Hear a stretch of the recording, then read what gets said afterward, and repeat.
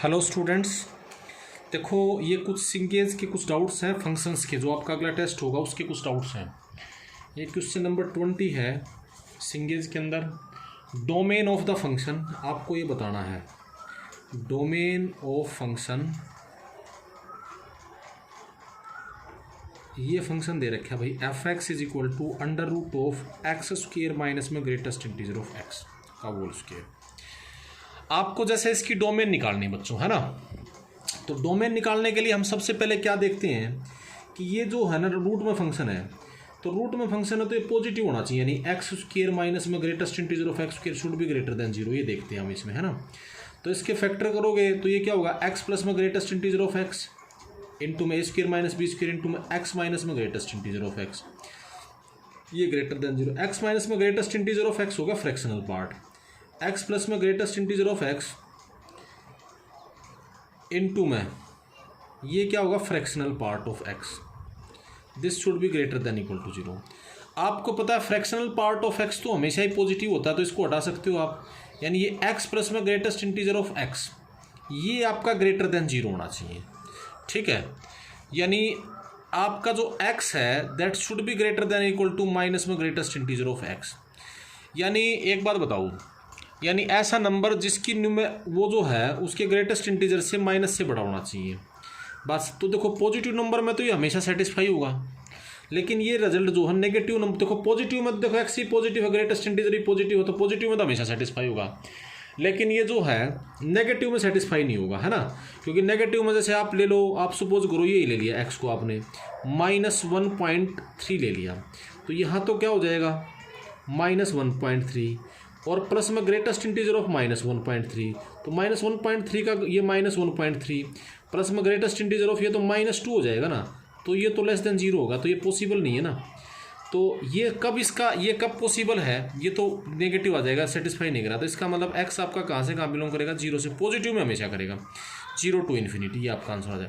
हालांकि इसके अंदर ये इंटीजर्स के ऊपर इसका ग्रेटेस्ट इंटीजर जीरो होता है, यूनियन पूरी डोमेन तो इसकी यूनियन इंटीजर होती है, लेकिन आपके ऑप्शन में 0 से इन्फिनिटी दे रखा है, तो ये आंसर आपका करेक्ट हो जाएगा, ठीक है। क्वेश्चन नंबर अगला देखिए, अगला एक क्वेश्चन है 34, इसी फंक्शन का सिंगेज के अंदर ही है, ये भी 34। ये देख रखा है, if f of 2x plus y by 8, ये ऐसे उसमें दे रखा है 2x minus y by 8 is equal to x y given है आपको, ठीक है। तो ये कह रहा है and f of m n plus में एफ ऑफ एन एम ये 0 के इक्वल दे रखा है। तो ये एम और एन के बारे में पूछ रहा है कि भाई एम और एन इक्वल होंगे, एम और एन इक्वल नहीं होंगे, एम माइनस एन के इक्वल होगा, कुछ इस टाइप से दे रखा है आपको उसे। तो पहले तो आप इसको सोल्व करो। देखो इसने ऐसा करो, 2x प्लस वाई बाई 8 को मान लो a मान लो, और 2x माइनस वाई बाई 8 को आप b मान लो। लेट यहाँ से x और y को सोल्व कर लो, तो ये a और b में हो जाएगा रिप्लेसमेंट प्रॉपर्टी से।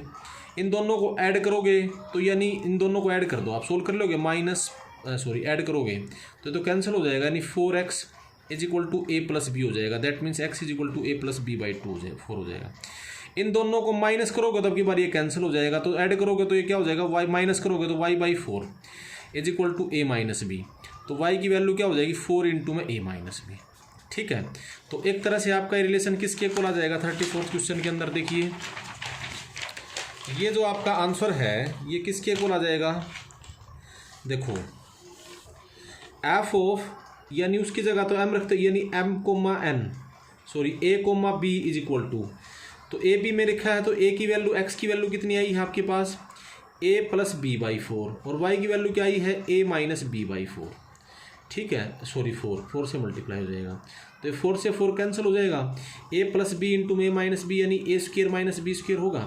तो ये बताओ f of m n plus f of m n m n की वैल्यू कितनी आएगी, देखो एक बात बताओ, एम एन रखोगे तो ए की जगह एम होगा, तो यानी m square minus n square, और प्लस एन एम की वैल्यू क्या हो जाएगी एन स्क्वेयर माइनस में एम स्क्वेयर, ठीक है।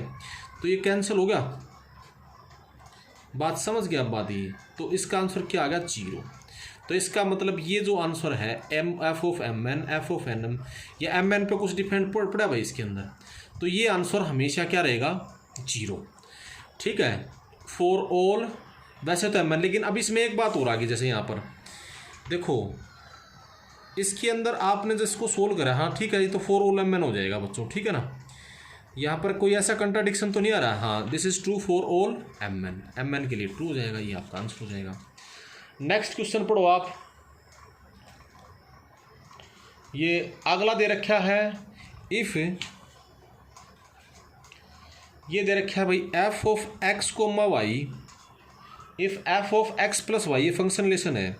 ये क्वेश्चन है भाई 35, ठीक है। इसी का f of x plus y is equal to f of x plus f of y minus x y minus 1। आपको f ऑफ 1 की वैल्यू 1 दे रखी है, तो कह रहा है number of solution of f of n is equal to n, इसके solution बताने हैं। तो भाई देखो, ये कोई फंक्शन रिलेशन मैंने आपको वैसे तो लिखवाया नहीं था, आप इसमें एक बार वैल्यू चेक कर लो। ये इन f of n is equal to n दे रखा है, आपके f ऑफ 1 दे रखा है।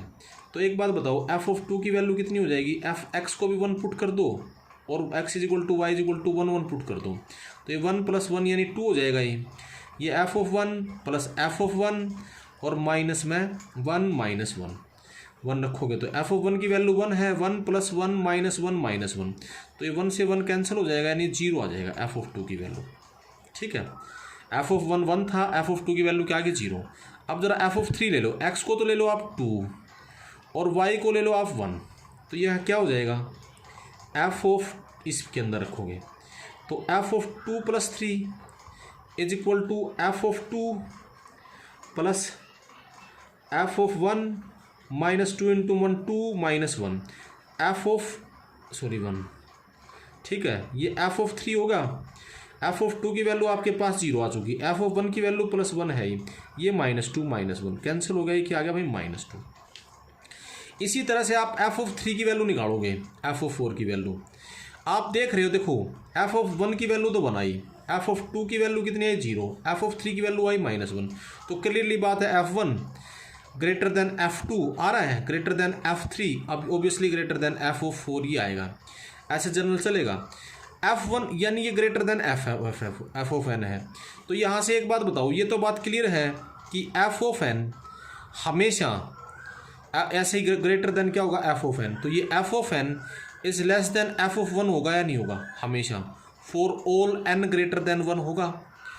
आपको जनरल सॉल्यूशन ये इससे छोटा, f ऑफ 1 का मतलब क्या है? 1, इसका मतलब ये हुआ, आपको देखो वहाँ से एनालिसिस होगा, f ऑफ ऑफ 1 की वैल्यू 1 है, f of n is always less than 1 रहेगा for all n greater than 1, n greater than 1 से हमेशा 1 से छोटा होगा। तो एक बात बताओ, अगर n 1 से बड़ा है, ठीक है, जैसे f ऑफ 2 है, तो f ऑफ 2 की वैल्यू तो 1 से छोटी आएगी, तो obviously f of 2 can not be equal to 2 हो सकता है ना, f of 2 can not be equal to 2, ये नहीं हो सकता। f ऑफ 3 भी 3 नहीं हो सकता। तो ये सॉल्यूशन जो हमारा पूछा गया f of n is equal to n है, ये सिर्फ और सिर्फ n इज इक्वल टू 1 पे सेटिस्फाई हो रहा है, नहीं हो रहा है, is satisfied only f of n is equal to 1, n is equal to 1 होगा तभी सेटिस्फाई होगा, क्योंकि अगर n 1 के अलावा तो ये कभी ये हमेशा से छोटा रहा है, 1 के ऊपर f of 1 is equal to 1 दे रखे हैं, तो इसका कितना होगा? ओनली 1 सॉल्यूशन, इसका सिर्फ एक सॉल्यूशन होगा भाई, बात समझ गए। इसके बाद अगला क्वेश्चन है एक आपका 41, ठीक है। 41 में लिख रखा है, देखो भाई 41 क्वेश्चन है, ये भी अच्छा क्वेश्चन है काफ़ी। ये फंक्शन दे रखा है इफ़ एफ एक्स लिख रखा है ग्रेटेस्ट इंटीजर ऑफ ए का स्क्वायर माइनस में 5 greatest integer of a plus 4 into में एक्स क्यूब माइनस में 6 फ्रैक्शनल पार्ट ऑफ ए का स्क्वायर माइनस में 5 फ्रैक्शनल पार्ट ऑफ ए और प्लस 1, ये दे रखे हैं, ये माइनस में है इसके आगे, इनटू में x, और फिर लिख रखा है माइनस में 10x इनटू में SGN ऑफ x। ठीक है भाई बच्चों, इस फंक्शन के बारे में ये कह रहा है, ये एफ एक्स है even function, f x is even. If f x is even तो आपसे कह रहा है then find sum of all possible values of x, then find sum of all possible values of a की सारी possible values हैं, उन सब का सम आपको बताना है। देखो भाई ये एफ एक्स दे रखा, एक बात बताओ, इसके अंदर देखो ये एक्स क्यूब है, एक्स क्यूब आपको पता ओड फंक्शन होता है, एक्स भी ओड फंक्शन होता है, एक्स के साथ कुछ भी कांस्टेंट हो, टेन एक्स भी ओड है, सिग्नम एक्स भी ओड है, तो इन दोनों के मल्टीप्लीकेशन तो इवन इवन हो गए, क्या हो गए ओड, एफ एक्स ओड है। तो एक बात बताओ यहाँ पे एफ ऑफ इसने मान लो एम मान लो, इसने मान लो एन, इस एक्सप्रेशन, ठीक है। एक तरह से एफ एक्स थोड़ा सिंपल लिख रहा हूँ, ये एम एक्स क्यूब माइनस में एन एक्स और माइनस में टेन एक्स इंटू में s g n of x, ये दे रखा है। एक बात बताओ मुझे बच्चों, ये इवन है तो एफ एक्स इवन है तो f of minus x is equal to f of x होगा। एफ ऑफ माइनस एक्स क्या होगा यहाँ रखोगे तो minus m x cube minus में प्लस एन एक्स, एक्स रखोगे माइनस एक्स, तो यहाँ माइनस टेन एक्स और सिग्नम ओड फंक्शन होता तो ये तो एज इट इज ही रहेगा, माइनस टेन एक्स इंटू में s g n of x, क्योंकि अगर x ग्रेटर देन 0 है तो s g n of x की वैल्यू आएगी 1, और x greater than 0 minus x negative होगा -1, माइनस माइनस ये प्लस हो जाएगा, तो इस पर कोई फर्क नहीं पड़ेगा। इज इक्वल टू यहाँ क्या होगा एम एक्स क्यूब माइनस में एन एक्स, और ये क्या हो जाएगा भाई प्लस में माइनस में टेन एक्स इंटू में s g n of x. देखो ये तो होगा कैंसिल, क्या ये दोनों बराबर, कब ये माइनस है ये प्लस है, तो ये कब पॉसिबल हो सकता है, जब भी पॉसिबल हो सकता है जब एम भी जीरो और एन भी जीरो हो गए बच्चों, ठीक है, विच इज़ पॉसिबल, क्योंकि ये दोनों टर्म रहेंगे इसके अंदर, तो ये कभी भी इवन फंक्शन हो ही नहीं सकता, और अगर एम और जीरो रहेंगे तो समझ गए बात। ये एम की वैल्यू कितनी है आपकी, देखो ज़रा, एम आपका क्या था, एम था आपका m is equal to 0 and n is equal to 0। M मतलब ग्रेटेस्ट इंटीजर ऑफ ए का स्क्वायर माइनस में 5 ग्रेटेस्ट इंटीजर ऑफ ए और प्लस 4 इज इक्वल टू 0। इसको सोल्व करोगे तो यहाँ से greatest integer of factor quadratic है -4 इंटू में greatest integer of a -1 equal to 0 हो जाएगा। That means greatest integer of a की वैल्यू कितनी हो जाएगी आपके पास 4 और ग्रेटेस्ट इंटीजर ऑफ ए की वैल्यू हो जाएगी 1। दूसरा यहाँ ये n इज इक्वल टू 0 है, तो इस n इज इक्वल टू 0 का मतलब क्या था आपके पास, n इज इक्वल टू 0 था 6 फ्रैक्शनल पार्ट ऑफ ए का स्क्वायर माइनस में 5 फ्रैक्शनल पार्ट ऑफ ए और प्लस 1 इज इक्वल टू 0। इसके फैक्टर करोगे तो वही 6 फ्रैक्शनल पार्ट ऑफ ए का square 6 minus 3 fractional part of a minus 2 fractional part of a plus 1 is equal to 0 कर लो यार। अब इन दोनों में से 3 fractional part of a common आ जाएगा, इसमें से -1 आ जाएगा, तो आपका आंसर आ जाएगा 3 fractional part of a -1। Factor कर लोगे इसके, और क्या हो जाएगा भाई 2 फ्रैक्शनल पार्ट ऑफ ए -1, ये आ जाएगा इक्वल टू 0। यहाँ से फ्रैक्शनल पार्ट ऑफ ए की वैल्यू या तो 1 आएगी या फ्रैक्शनल पार्ट ऑफ ए की वैल्यू आएगी 1/3 या आएगी 1/2। सोल्व कर लोगे। फ्रैक्शनल पार्ट क्या होता है, ए माइनस में greatest integer of a is equal to 1/3। तो एक बात बताओ, ए की वैल्यू अगर 4 हुई ग्रेटेस्ट इंटीजर हो तो ए की वैल्यू कितनी हो जाएगी 4 या ये होगा भाई ए माइनस में greatest integer of a is equal to 1/2। 4 होगी तो 4 + 1/3 हो जाएगी, यहाँ से ए की वैल्यू 1/2 + 4 हो जाएगी, ठीक है। एक ए की वैल्यू अगर ना ग्रेटेस्ट इंटीजर 1 लोगे तो 1 + 1/3 हो जाएगा, और ए की वैल्यू क्या हो जाएगी 1/2 + 1 हो जाएगा। तो ये सारी 4 पॉसिबल, तो ए की वैल्यू क्या क्या हो सकती है 7/3, सॉरी एलसीएम लोगे तो 13/3 है ना, या इसको ऐड करोगे तो 9/2 4/3 और 3/2। Sum of all possible values इन सब का सम कर देना, 13/3 + 9/2 + 4/3 + 3/2, ये आपका आंसर आ जाएगा। सोल्व कर लेना इजीली। अब इसके बाद देखो, समझ के बाद भाई बच्चों, अब इसके बाद अगला क्वेश्चन क्या है आपका, देखो जरा एक मिनट। हाँ भाई, अगला जो क्वेश्चन है इनवर्स ट्रिग्नोमेट्री का ही है, ये भी सिंगल बुक से ही है। देखो इसके अंदर क्या दे रखा है कि the range of value of p, question number है 13। देखो जरा, the range 13th question, the range of value of p for which sine of cos inverse x, sine of cos inverse cos of tan inverse x, इसका जो answer है वो P है। इसके solution बताने, मतलब पी की क्या रेंज हो सकती है, तो तुम्हें एक तरह से इसकी रेंज बतानी है। आप एक बात बताओ भाई बच्चों, आपको अच्छे से पता है tan इनवर्स एक्स कहाँ से कहाँ लाई करता है, यू नो π/2 से -π/2 से π/2। कोस डिक्रीजिंग फंक्शन होता है, कोस माइनस थीटा क्या होता है, कोस थीटा। इस पर कोस अप्लाई करोगे तो -π/2 से 0 में और 0 से π/2 में तो सेम वैल्यू लेगा। तो आप ये ले लो 0 is less than tan inverse x, क्योंकि वो तो सेम वैल्यू लेता है ना, less than π/2, 0 is less than. अब कोस इन अप्लाई करोगे तो कोस कैसा फंक्शन होता है, डिक्रीजिंग फंक्शन होता है। तो यहाँ पर मैक्सिमम वैल्यू लेगा, यहाँ पर मिनिमम वैल्यू होगा।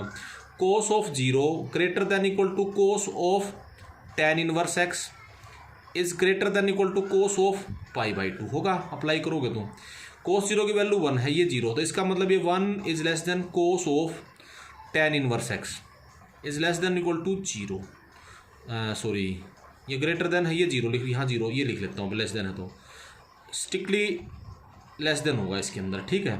और ये लेस देन इक्वल टू 1 ये रहेगा, आप समझ गए। अब इसके ऊपर कोस इनवर्स अप्लाई करोगे तो फिर कोस इनवर्स डिक्रीजिंग फंक्शन होता है। आपको पता है कोस 0 के ऊपर उसकी वैल्यू कितनी होती है, कोस, इस पर फिर दोबारा कोस इनवर्स अप्लाई करा तो कोस इनवर्स ऑफ 0, यानी 0 कहाँ होता है, वो π/0 कहाँ होता है, π/2 पे। 1 कहाँ होता है, 0 के ऊपर, ठीक है, डिक्रीजिंग फंक्शन होगा। यानी ये फिर आप कोस इनवर्स अप्लाई करोगे, cos inverse 0 greater than cos inverse of tan inverse x और greater than equal to cos inverse 1। तो कोस 0 की वैल्यू कितनी होती है भाई बच्चों, कोस इनवर्स 0, 0 कहाँ होता है, π/2 और 1 कहाँ होता है, 0 पे। तो यहाँ क्या हो जाएगा, 0 is less than cos tan inverse x is less than equal to 1, ठीक है, सॉरी 1 नहीं, π/2। अब इस पे साइन अप्लाई करोगे तो साइन इंक्रीजिंग फंक्शन, साइन 0 की वैल्यू कितनी होती है, 0, 0 is less than sine apply करोगे ना, sine 0 cos tan inverse x sine π/2 की वैल्यू कितनी होती है, 1। तो क्या हो जाएगी इसका मतलब इसकी रेंज क्या होगी, 0 से 1 के बीच में, 0 से 1, समझ गए बात ये। तो 0 से 1 पी कहाँ से कहाँ लाई करेगा बच्चों, 0 से 1, आप समझ गए बात ये। तो इसका आंसर हो जाएगा 0 से 1, ठीक है। इसका आंसर क्या हो जाएगा, 0 से 1। अगला पढ़ो, ये भी इनवर्स ट्रिग्नोमेट्री का ही है। देखो इसमें क्या लिख रखा है कि भाई अगर आपको जो है क्वेश्चन नंबर ये भाई 14th है, इनवर्स ट्रिग्नोमेट्री सिंगल से, ये भी 14th में लिख रखा है क्या, number of sum of solution of, कह रहा है सम ऑफ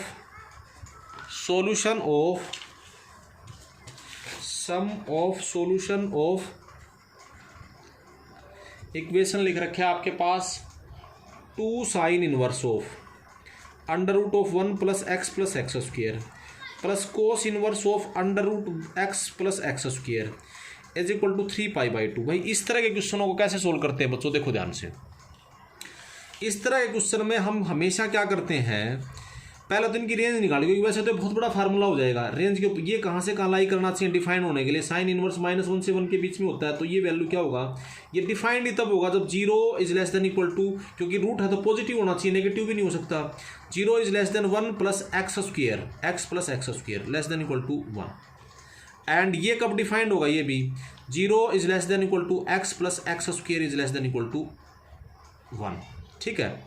तो एक बात बताओ, इसमें जब इसको सोल्व करोगे, इसको लो जरा एक बार, 1 plus x square less than equal to 1 minus होगा, तो यानी x plus x square less than equal to क्या होगा, 0।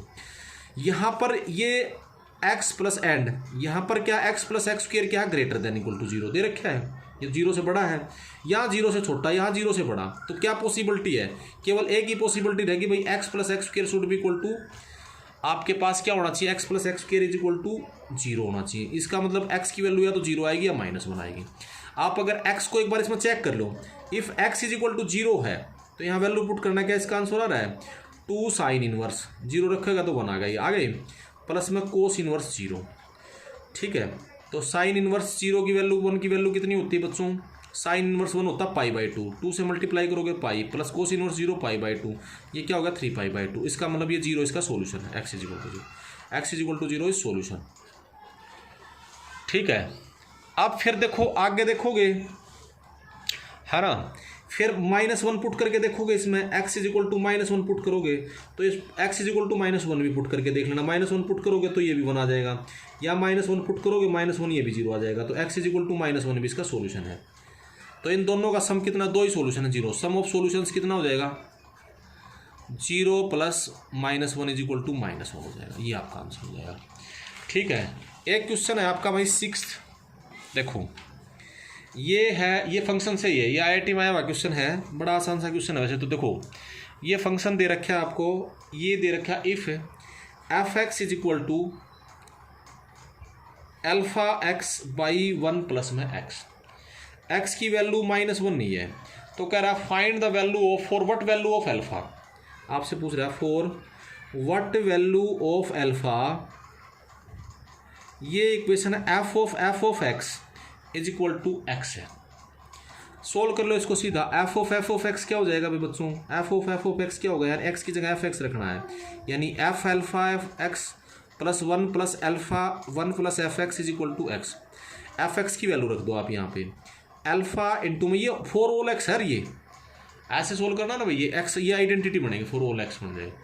ठीक है, अल्फा इंटू में alpha x divided by 1 plus x divided by 1 plus में alpha x by 1 plus x, 1 plus x is equal to LCM हो जाएगा इसका। तो इसका मतलब ये क्या हो जाएगा, दैट इम्प्लाइज, ये तो कैंसिल हो जाएगा, ये क्या हो जाएगा alpha square x by 1 plus में सिंप्लीफाई करना 1 प्लस अल्फा इंटू में x is equal to x हो गया। x से मल्टीप्लाई कर लो इसको, तो दैट इम्प्लाइज क्या हो जाएगा alpha square x is equal to x plus में 1 प्लस में अल्फ़ा इंटू में एक्स स्क्वायर।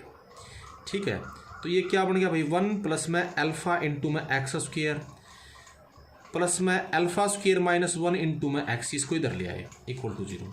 तो ये तो हर एक्स के लिए ट्रू होना चाहिए, तो ये आइडेंटिटी बन गई। आइडेंटिटी बन गई तो इसका मतलब 1 प्लस अल्फा भी 0 होना चाहिए, और ये अल्फा स्क्वायर माइनस 1 भी 0 होना चाहिए। तो अल्फा की वैल्यू क्या होगी -1, या अल्फा प्लस 1 इंटू में अल्फा माइनस 1, ये 2 वैल्यू देगा, -1 और अल्फा इज इक्वल टू 1।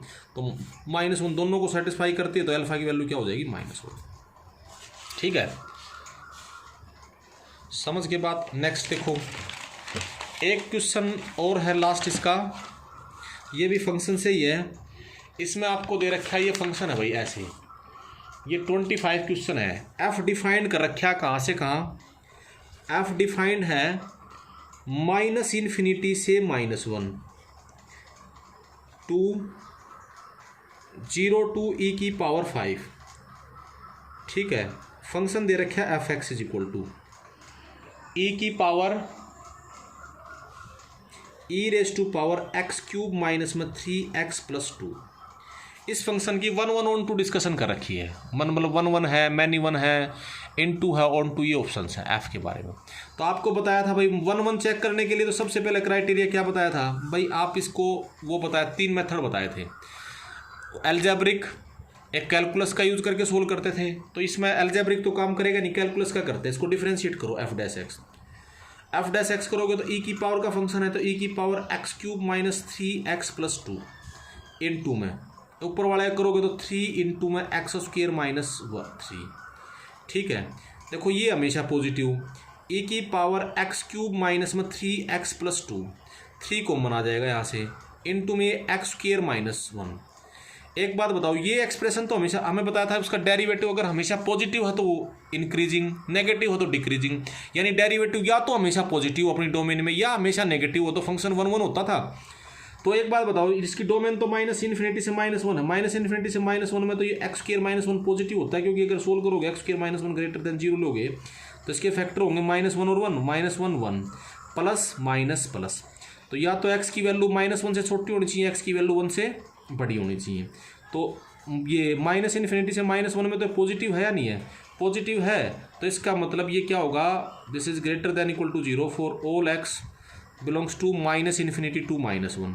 तो इसका मतलब ये इंक्रीजिंग फंक्शन है, ये फंक्शन f(x), देयरफॉर, और ये 1 1 भी हो गया भाई इस इंटरवल में, है ना, देयरफॉर f(x) इज 1 1 1 1 है, और इंक्रीजिंग डिक्रीजिंग भी आपने पढ़ लिया। अब ये अगर इंक्रीजिंग है तो बड़े पॉइंट पर बड़ी वैल्यू देगा, छोटे पे छोटी देगा, ऑब्वियसली बात है। तो आप जब इसमें -1 पुट करोगे तो ना -1 पे तो इसकी मैक्सिमम वैल्यू आएगी, और जब इन्फिनिटी माइनस इन्फिनिटी करोगे तो वो तो ऑब्वियसली 0 को टेंड कर जाएगा, है ना। तो -1 पुट करोगे तो कितना आ जाएगा, तो इसकी जो है मैक्सिमम वैल्यू कितनी होगी, मैक्सिमम वैल्यू वो क्या होगा, जब यहाँ -1 पुट करोगे यानी f ऑफ -1 होगी, f ऑफ -1 पुट करोगे यहाँ पे तो e की पावर -1 x की जगह माइनस प्लस प्लस हो जाएगा 3 और +2, तो यानी e की पावर कितना होगा 4। तो इसकी रेंज कहाँ से कहाँ आई, और मिनिमम वैल्यू 0 से इन्फिनिटी तो होगा ही होगा, तो 0 से e की पावर 4 आई।